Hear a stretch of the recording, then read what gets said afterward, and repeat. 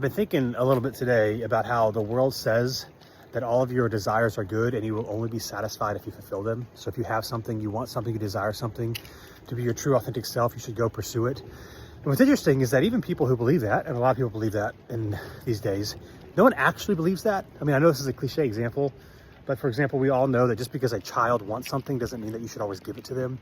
But yet we assume that as soon as someone becomes a teenager or adult, sometimes before then, that if they want something, they should pursue it. And if you tell someone not to do something, then you're hateful, which is really unfortunate because now we are not defining our terms.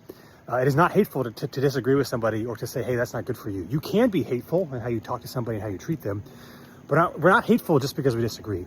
Now, to contrast that, the word says that all your deepest desires find their fulfillment in Jesus. And so here's what happens. And unfortunately, a lot of people think that God is very restrictive and boring and want to hold you back. The reality, if God exists, and he loves you and he cares for you and he wants good for you, which is what we are told and taught in the scriptures, then his commands, his rules, his laws, obedience to him is not to hold us back, it's actually to give us life. He knows what is good for us. He wants to see his children prosper and be blessed and experience life. And so his rules aren't actually restrictive. They're actually to give us life. So here's what this means. If you or I have a desire and it is contrary to God's word, to the way of Jesus, then we're wrong. And it is not hateful or wrong to say that.